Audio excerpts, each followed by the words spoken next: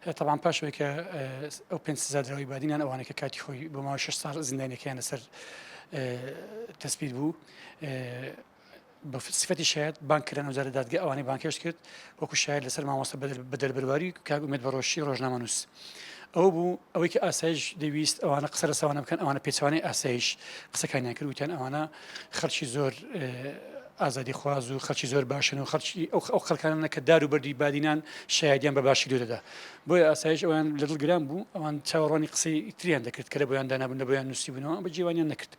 ئیتر بە کوڕەت فعلێک ئینتیقامیان لێکردینە ئێستا ماوەیەکی زۆرە لە پاش ئەو شایەتی کە دایتیان ئاسایشی گشتی هەولێر بەڕاستی فشارێکی دەرونی فشارێکی هەروەها بە پێی گوتەی هەندێک لە سزادراوانی کە سوکاری سزادراوانی بادینان گوایە ئەشکەنجەش دراون بەڵام نەویان وێرایە بۆ ئیعلام قسە بکەن ئەشکەنجەشیان داون ئەوەی کە ئاسایش دەکە بەڕاستی بەداخەوە لە هیچ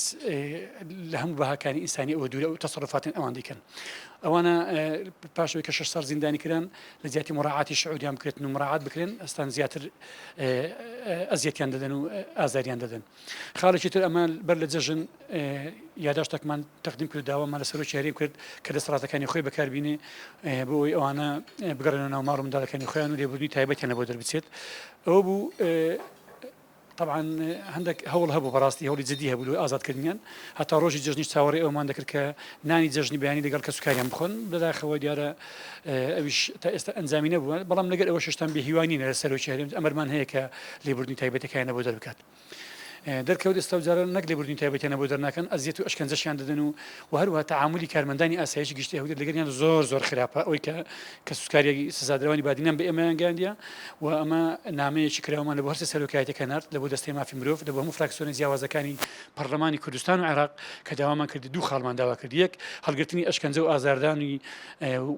سزادراوانی بادینان لەناو زیندانەکانی ئاسایش دووش داوامان کردیە ئەوانە ڕادستی وەزارەتی کار و کاروباری کۆمەڵایەتی بکرێن لەبەرەوەی بەپێی قانون هەر ڕاگیراوێک کاتی حکمی بۆ دەردەچی دەبێت ڕاستە خۆی یەکسەر ڕەوانەی چاکسازی گەورانی بکەن بیدایەت کە چاکسازی گەوران نارویان لەژێر تعمیردایە چاکسازی گەورانی هەولێر ئێستا چاکسازی گەورانی هەولێر خلاص بووە کۆتایی پێهاتیە و زیندانیەکان گەڕاونەتەوە ئەو مەجموعەیان وەکو عقوبە لە ئاسایشێکیتەوە بۆیە دووبارە لە ڕێگەی ئەو کەناڵی بەڕێستان داوا لە هەرسی سەرۆکایەتێکە و ڕای گشتی و فراکسیۆنە جیاوازەکانی پەرلەمانی کوردستان لیژنەی مافی مرۆڤ دەستەی مافی مرۆڤ هەمویان داوایان دەکەن کە بێنە سەرخەت بەڕاستی وەزعی ئەو سزادراوانەی بادینان ئەو پێنج کەسە شێروانی و هاوڕێکانی وەزعیان لەو پڕی خراپیدایە بە پێی زانیاریی تر ئەوڕۆ نوێیە دیارە لە دوێنێ ئێواری دوێنێ کە ئەمە بەیاننامەکەمان دەرکردیە لە دوێنێ شەوتە ئەوڕۆ زۆر لەگەڵیان تون بوونی گوایە بە پێی سەرچاوێک بە ئێمە ڕاگەن گویا هەنانیشان لەسەر خەتەکردینە ئەوڕۆ استفزازیان پێ دەکەن و استفزازیان دەکەن و قسەی ناڕێکیان پێدرن و قسەی ناشرینیان پێدرن و حربی عسابیان لەگەڵ دەکەن و لە شوێنی حەوانەوەیان وەکو پێویست ڕێگەیان پێ نادەن بە شێوەیەکی ئاسایی وەکو مرۆڤ لە قاعەکانی خۆیان زیندانیەکانیان بەسەر بەرن یعنی منێک پرسیار لەو کارمەندانی ئاسایش دەکەم لە بەڕێوەبەری گشتی لە هەموو بەرپرسانی کە لە وڵاتە باڕادەستن